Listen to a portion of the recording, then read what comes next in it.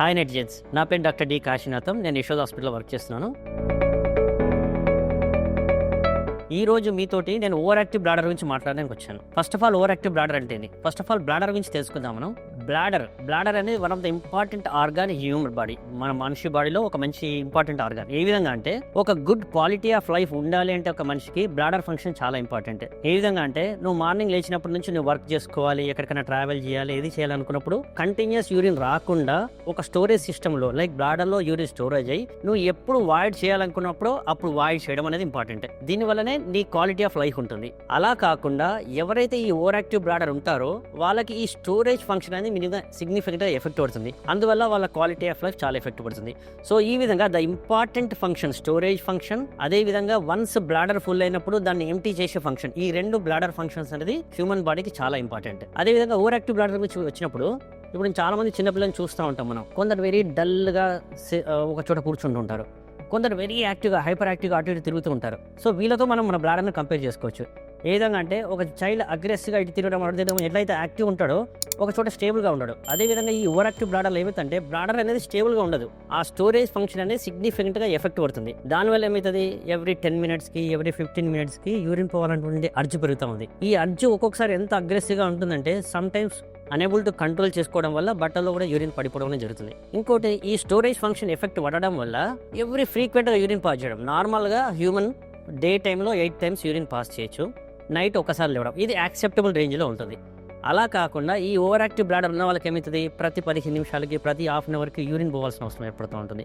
Even రాత్రిపూట కూడా నిద్రలో యూరిన్ లేవాల్సిన అవసరం ఏర్పడుతుంది. సో దీన్ని ఓవర్ యాక్టివ్ బ్లాడర్ అంటారు. ఫస్ట్ ఆఫ్ ఆల్ ఈ ఓవర్ యాక్టివ్ బ్లాడర్ ఎందుకు వస్తుంది, ఎవరికి వస్తుంది, ఎలా డయాగ్నోస్ చేయాలి, దీన్ని ఎలా ట్రీట్ చేయాలో తెలుసుకుందాం. ఓవర్ యాక్టివ్ బ్లాడర్ అనేది బేసికలీ బ్లాడర్ సప్లై చేసేటువంటి నర్వ్స్లో కానీ బ్లాడర్ సంబంధించిన మజిల్లో కానీ చేంజెస్ రావడం వల్ల దాని routine function of storage effect పడుతుంది. దానివల్ల ఈ ఓవర్ యాక్టివ్ బ్లాడర్ డెవలప్ అవుతుంది.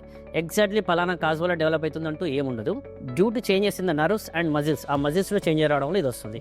సిమ్టమ్స్ ఏముంటాయి, దీన్ని ఎలా డయాగ్నోస్ చేస్తాం? ఇంతకుముందు చెప్పుకున్నట్టుగా ఫ్రీక్వెంట్ ఆఫ్ యూరినేషన్, అర్జెంట్గా రావడము, యూరిన్ బట్టల్లో పడిపోవడం, అట్లాంటి సిమ్టమ్స్ ఉంటాయి మెయిన్గా. సో ఇలాంటి సిమ్టమ్స్ ఉన్న వాళ్ళకి మనం ఓవర్ యాక్టివ్ బ్లాడర్ ఉందని అనుకోవచ్చు. దీన్ని ఎలా డయాగ్నోస్ చేయాలి? బేసికల్ ఓవర్ యాక్టివ్ బ్లాడర్ డయాగ్నోస్ చేయాలంటే మనం అదర్ కాజెస్ లైక్ ఇన్ఫెక్షన్ కానీ, స్టోన్ కానీ, బ్లాడర్లో క్యాన్సర్ కానీ, ఇంకా అదర్ న్యూరలాజికల్ ప్రాబ్లమ్ కానీ, ట్యూబర్క్లోసిస్ కానీ, స్మాల్ కెపాసిటీ బ్లాడర్, ఇవన్నీ రూల్ అవుట్ చేసుకోవాలి. అవన్నీ రూల్ అవుట్ చేసుకున్న తర్వాతనే మనం ఓవర్ యాక్టివ్ బ్లాడర్ అనే పదాన్ని వాడతాం. ఎందుకంటే వేరే కాజ్ ఏదైనా ఉందనుకోండి, మనం ఆ కాజ్ని ట్రీట్ చేయాలి. అదే ఓవర్ యాక్టివ్ బ్లాడర్ ఉందనుకోండి, మనం ఆ ఓవర్ యాక్టివ్ బ్లాడర్ని ట్రీట్మెంట్ చేయడం, మెడికల్ ట్రీట్మెంట్ ద్వారా కానీ దాని చేసుకోవచ్చు. సో దీన్ని డయాగ్నోస్ చేయడానికి యూరిన్ ఎగ్జామినేషన్ ఒకటి చేయడం, యూరిన్ కల్చర్ చేయడము, అల్ట్రాసౌండ్ చేయడం, అవసరమైతే సిస్టోస్కోపీ అండ్ యూరోడైనమిక్ టెస్ట్లు ఉంటాయి. వీటి ద్వారా టెస్ట్ చేసిన తర్వాత ఇందులో ఏం ఇన్ఫెక్షన్ లేదు, అదర్ ట్రీటబుల్ కండిషన్ లేదు అనుకున్నప్పుడు ఓవర్ యాక్టివ్ బ్లాడర్ ఉందని అనుకుంటాం. ఈ ఓవర్ యాక్టివ్ బ్లాడర్ ఉన్నప్పుడు మనం చేయాల్సిన ట్రీట్మెంట్ ఏంది? ది మెయిన్ ట్రీట్మెంట్ ఏంటంటే ఇది బ్లాడర్ అనేది యాక్టివ్గా ఉంది, దాన్ని మనం కొంచెం సపరేట్ చేయాలి. అదే ట్రీట్మెంట్. మన లైఫ్ స్టైల్ మాడిఫికేషన్ కానీ, ఫుడ్లో చేంజెస్ లైక్ స్పైసీ ఫుడ్ అట్లాంటి అవాయిడ్ చేయడం కానీ, ఆల్కహాల్ ఇంటేక్ కాఫీ, టీ, ఎక్కువ లిక్విడ్ తీసుకోవడం కానీ అవాయిడ్ చేయాలి. రెండవది ఫ్లూయిడ్స్ ఇంటేక్ అడ్జస్ట్మెంట్ చేసుకోవాలి, ఫుడ్ ఇంటేక్ అడ్జస్ట్మెంట్ చేసుకోవాలి, హెల్దీ లైఫ్ స్టైల్ యూజ్ చేసుకోవాలి. పెల్విక్ ఫ్లోర్ ఎక్సర్సైజ్ యూజువల్గా మనం గూగుల్లో చూస్తే కూడా పెల్విక్ ఫ్లోర్ ఎక్సర్సైజ్ చాలా దొరుకుతాయి, ఆ ఎక్సర్సైజ్ చేయడము. వీటితో ఇంప్రూవ్ కానప్పుడు కొన్ని మెడికేషన్స్ ఉంటాయి లైక్ యాంటీకోలినర్జిక్ మెడికేషన్ కానీ, బీటా-3 అగోనిస్ట్ కానీ కొన్ని మెడికేషన్స్ ఉంటాయి ఇండివిజువల్గా కానీ కాంబినేషన్ థెరపీలో కానీ ఇవి ఇవ్వచ్చు. సో ఈ మల్టిపుల్ ట్రీట్మెంట్ ఆప్షన్స్ చేసుకున్న తర్వాత నీ బ్లాడర్ని మనం సైలెంట్ చేసుకొని ఏదైతే స్టోరేజ్ ఫంక్షన్ ఓవర్ యాక్టివ్ బ్లాడర్లో పోయిందో ఆ స్టోరేజ్ ఫంక్షన్ మనం ఇంప్రూవ్ చేసుకొని మనం గుడ్ క్వాలిటీ ఆఫ్ లైఫ్ను లీడ్ చేసుకోవచ్చు. సో ఓవర్ యాక్టివ్ బ్లాడర్ ఉండడం అనే దాని గురించి మనం భయపడాల్సిన అవసరం లేదు. ఇది మనకు లైఫ్ ప్రమాదమైంది కాదు, ఓన్లీ క్వాలిటీ ఆఫ్ లైఫ్ను ఎఫెక్ట్ చేసేటువంటి ఒక కండిషన్.